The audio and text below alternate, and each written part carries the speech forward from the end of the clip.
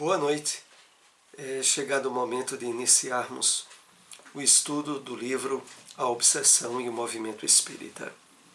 Estamos abordando o capítulo 13, o último capítulo do livro, na temática recursos terapêuticos para a superação da obsessão. Hoje nós iremos abordar o item O Trabalho do Bem. Mas, primeiramente, faremos um breve comentário de uma mensagem do Espírito Emmanuel, extraída do livro Cartas Universais e o Apocalipse. O Evangelho comentado por Emmanuel é a parte referente à carta Tiago, capítulo 1, versículo 22. Cumprir a palavra do Mestre em nós é o programa divino. Sem a execução desse plano de salvação, os demais serviços sob nossa responsabilidade constituirão sublimada teologia, muita admiração e respeito do campo inferior do mundo, mas nunca a realização necessária. Então separamos esse parágrafo dessa mensagem para fazermos alguns apontamentos e introduzir o nosso estudo dessa noite. É importante quando Emmanuel inicia essa parte da mensagem, chamando a atenção para algo que é imprescindível. Cumprir a palavra do Mestre em nós. É o programa divino. É o objetivo maior da nossa reencarnação. Porque cumprir a palavra do Mestre em nós envolve todo o trabalho de transformação íntima, de burilamento interior e de vivência dos ensinamentos do Mestre. Isso é cumprir a palavra do Mestre em nós. E depois continua Emmanuel.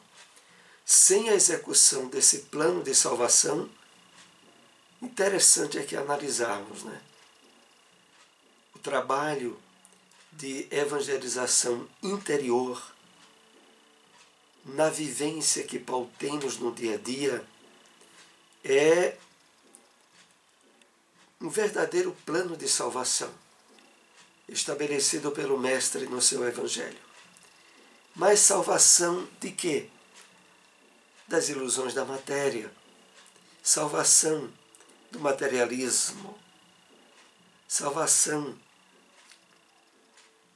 das ilusões do corpo, do distanciamento da nossa verdadeira natureza, que é espiritual. Então, sem a execução desse plano de salvação, os demais serviços constituirão sublimada teologia. Olha, fora disso, todo o resto que nós possamos conceber em termos de aproximação da palavra do Mestre, Emmanuel resume dizendo: os demais serviços, sob nossa responsabilidade, constituirão sublimada teologia, elevado campo de conhecimento doutrinário, no nosso caso da doutrina espírita. Muita admiração e respeito no campo inferior do mundo, que são as considerações sociais.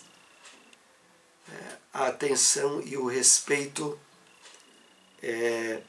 por fatores externos ao comportamento. Muita admiração e respeito do campo inferior do mundo, mas nunca a realização necessária. A realização necessária e imprescindível é a vivência do Evangelho a partir do nosso campo íntimo. É isso que Emmanuel aqui nos chama a atenção. E nesse aspecto, entramos no tema desta noite, o trabalho do bem. Vamos compartilhar alguns slides sobre as orientações de Manuel Filomeno de Miranda, que é retratada no livro A Obsessão e o Movimento Espírita, sobre os benefícios terapêuticos do trabalho do bem. Nós vimos os recursos terapêuticos referentes à oração, ao estudo, agora é ao trabalho do bem. O trabalho edificante constitui força de manutenção do equilíbrio, desenvolvendo as atividades mentais pela concentração na responsabilidade e na preocupação para executar os deveres. Desconecta os plugs que encaixavam matrizes psíquicas receptoras das induções obsessivas. Muito material de informação nesse primeiro parágrafo que separamos do texto do livro. Então vamos aqui pautar os principais aspectos que são aqui colocados. O trabalho edificante constitui força de manutenção do equilíbrio. Sem dúvida nenhuma, quando nós direcionamos pela nossa vontade a ação constitutiva de obras meritórias a benefício da comunidade, do nosso próximo, quando nós abrimos um espaço no tempo que a misericórdia divina nos concede durante a encarnação, para dirigir atenção e cuidado sobre as necessidades dos outros, nós estaremos fazendo forte manutenção do nosso equilíbrio. E logo em seguida, pela concentração na responsabilidade e na preocupação para executar os deveres. Se, como vimos, há um benefício importante, muito importante, no uso da oração, na prática da oração, nos hábitos do estudo, mas, sobretudo, quando a nossa vontade, esclarecida pelo Evangelho do Cristo, se dirige a concretizar em ações no campo material aquilo que aprendemos de bem, na nossa ação no trabalho edificante, um substrato, um resultado dessa ação, que, como o livro aqui deixa bem claro, desconecta os plugs que encaixavam matrizes psíquicas. Como assim? A referência aos plugs é uma referência às tomadas, que têm os pinos que se encaixam para efetivar a conexão das energias. As influências espirituais obsessivas, quando estabelece um longo curso de interferência em nossa vida, vai se dando na facilidade do encaixe de uma tomada, do pino numa tomada. Mas quando passamos a vivenciar com frequência atividades no campo do bem, há uma desconexão dessas tomadas. E com isso, uma interrupção em processos obsessivos que poderíamos estar sendo vítimas. O homem de bem que age com morigeração, sem febricidade extenuadora, que age com calma, constrói uma couraça de resistência aos espíritos perturbadores e às suas descargas mentais, que os desanimam quando pretendem desenvolver um cerco de alienação obsessiva. Então,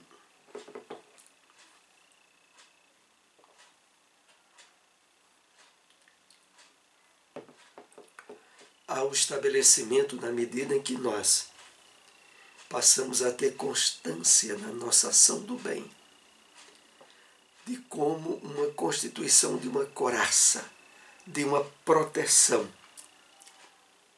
a nos envolver e a evitar que as induções obsessivas encontrem campo aberto em nós. De fato, há toda uma sustentação magnética de forças e de energias espirituais e psíquicas que vão se estabelecendo em torno de nós à medida que, de fato, assumimos um compromisso na prática do bem. Então, é um resultado natural, uma constituição de um campo de energias magnéticas a nos protegerem das induções obsessivas. Há uma ideia falsa entre as criaturas humanas a respeito da ação de socorro desta natureza, os trabalhos de desobsessão, porque provoca a ira dos perseguidores que então se voltam contra os médios de desobsessão. Existe algum fundamento nessa tese? É colocada essa pergunta para o início de uma reflexão mais atenta sobre o tema para nós. Então, colocando com outras palavras, seria verdade que ao nos envolvermos com os trabalhos do bem, na ação das reuniões mediúnicas de tratamento espiritual, de desobsessão, de nos tornarmos vítimas dos perseguidores daqueles a quem procuramos ajudar, e com isso estaríamos criando um sofrimento voluntário para nós? É nesses termos que é colocada a questão. Vejamos a resposta para comentarmos. Somente resultará perturbador para o intermediário se ele não se acautelar, utilizando-se dos recursos valiosos da oração, da conduta saudável, dos pensamentos e conversações salutares, da ação da caridade, que lhe constituirão elementos imunológicos da alma. Importante aqui, né? Então, é por essa razão que aqueles que se vinculam aos trabalhos mediúnicos, aos trabalhos de desobsessão em particular,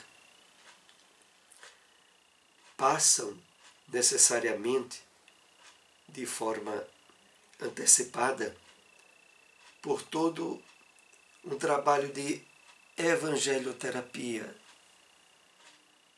de trabalho de reforma íntima, de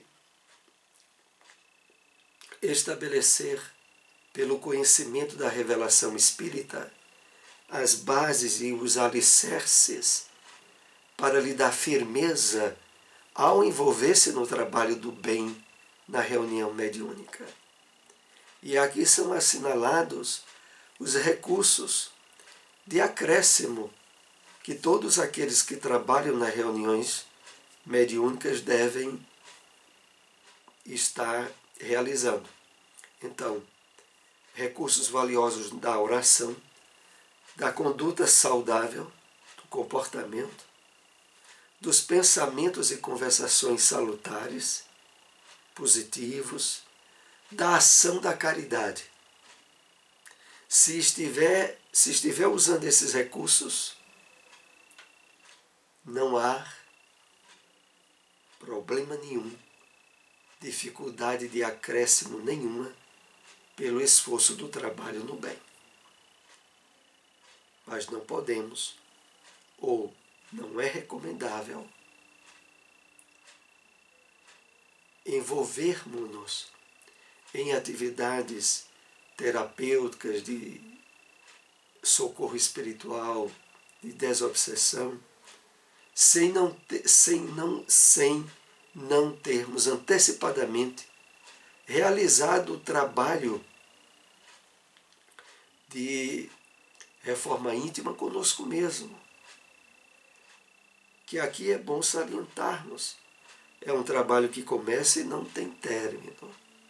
Todo dia nós temos alguma aresta, alguma necessidade a ser trabalhada, algum esforço na aquisição de alguma virtude, tudo isso faz parte. Mas também associando a terapêutica habitual da oração, da caridade, do cuidado com as conversações. É aqui que é colocado todos esses fatores como elementos imunológicos da alma. Sofrer pelo bem que se faz constitui mecanismo elevado de resgate de dívidas, que ficariam na retaguarda, esperando o momento próprio para manifestar-se, não sendo por esse intermédio, expressar-se-iam através de outros fenômenos. Interessante essa advertência que é colocada aqui para nós. É de que, se envolvidos no trabalho do bem, sofremos alguma repercussão a nível de sofrimento espiritual, de desgaste psíquico, a presença daquela recomendação do apóstolo Paulo é indispensável nesse sentido. Antes sofrer na prática do bem. Porque se isso ocorre, é resgate.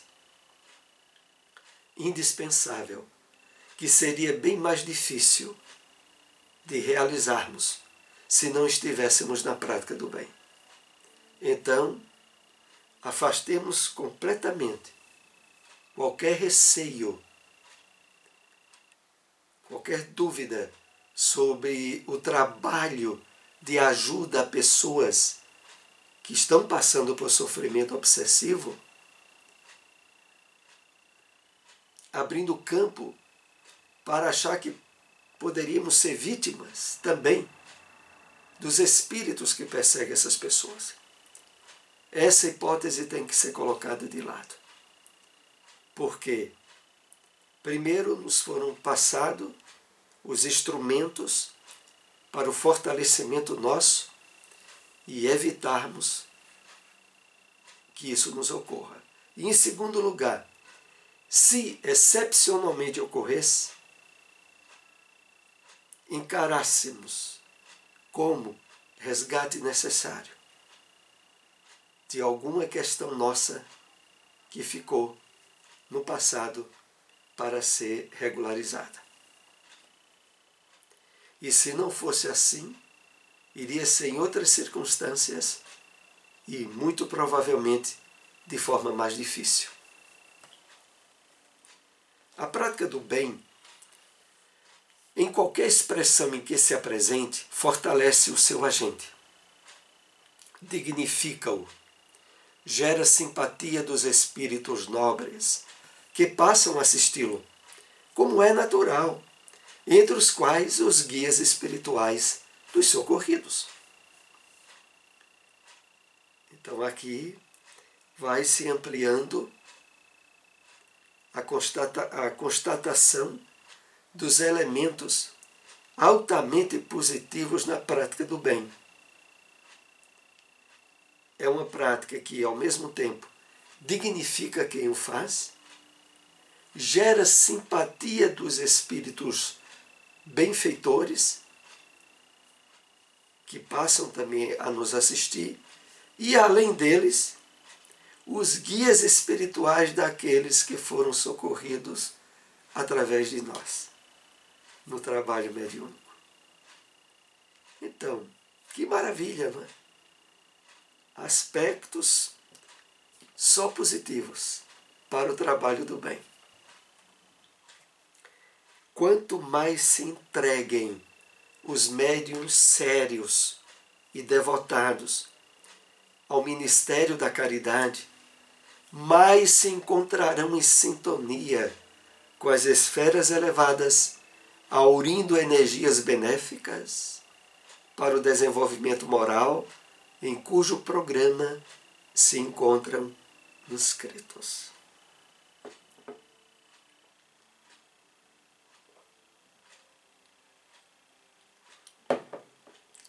Então, que fique bem claro para todos nós: quanto mais trabalho no campo do bem, melhor qualificação da sintonia com as esferas elevadas, com os benfeitores espirituais. É lei. Está dentro da ação e reação, aurindo energias benéficas para o desenvolvimento moral do programa em que nos encontramos inscritos. Só coisa boa, né? A prática do bem. Desde o momento quando se instalam as ligações espirituais entre o futuro comunicante, sofredor, e o médium para atividade programada, não raro, durante as 24 horas anteriores à reunião, o sensitivo percebe-se agitado, numa vibração diferenciada.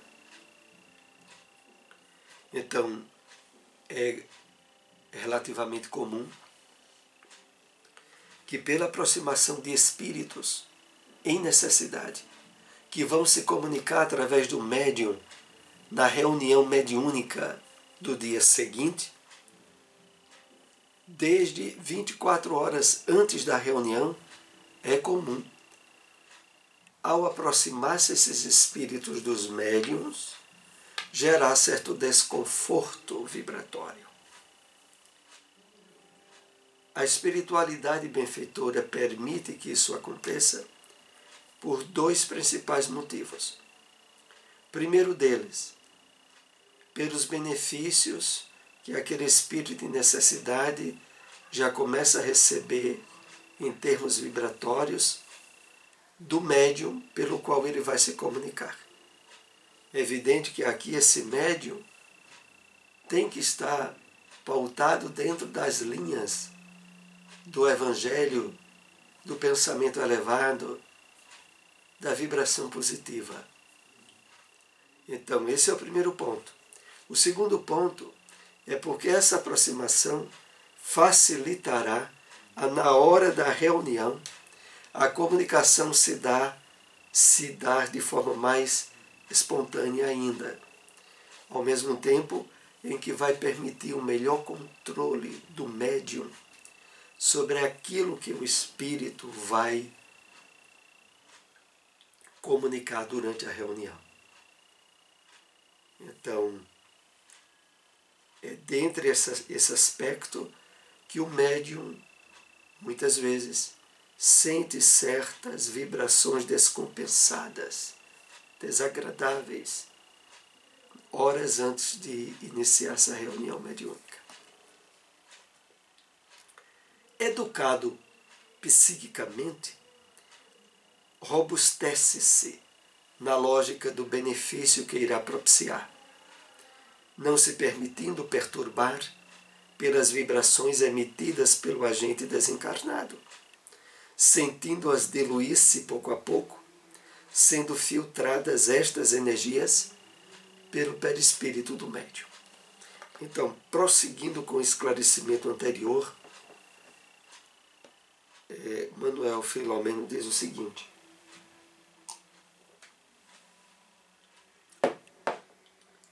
a consciência do médium de que aquele desconforto pode ter origem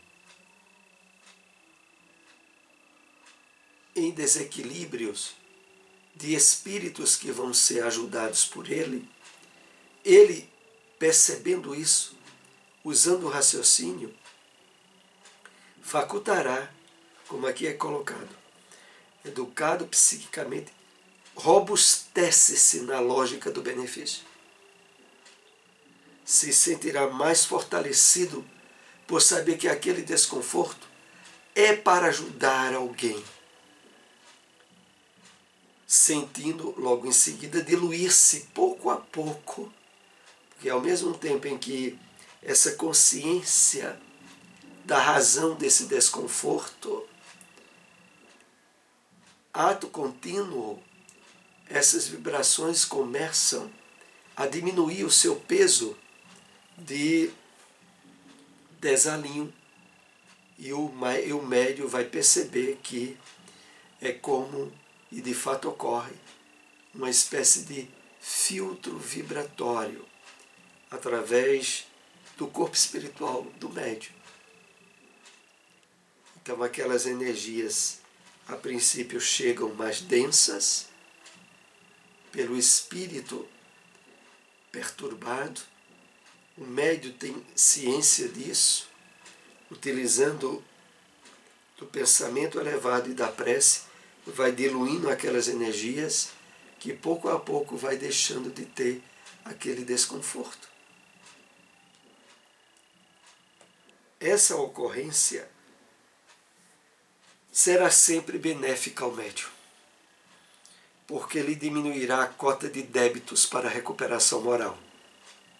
Porquanto toda atividade dignificadora conduz um peso específico positivo que diminuirá a quanto de dívidas.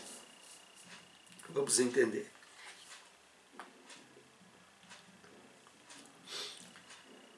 Essa ocorrência de desagrado vibratório, da aproximação de um espírito que vai se comunicar com o médium, é um trabalho de caridade espiritual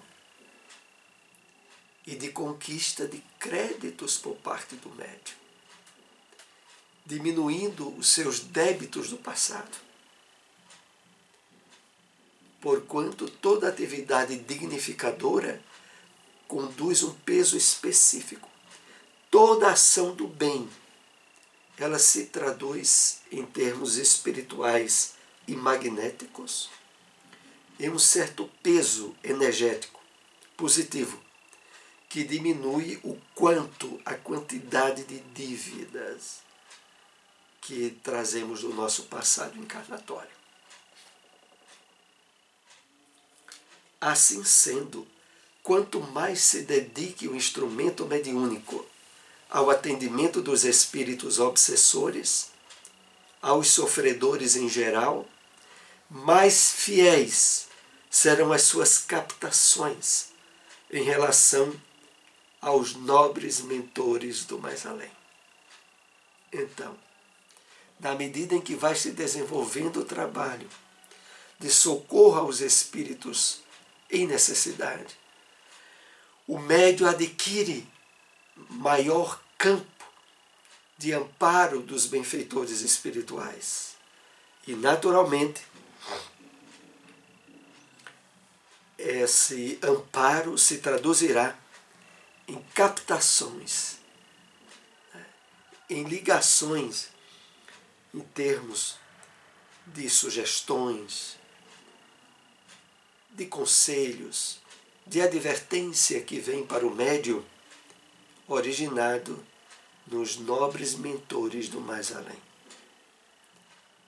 Então, diante desse material que nos é trazido nesse estudo, nós só nos sentimos mais estimulados ainda ao trabalho do bem nos seus mais variados aspectos.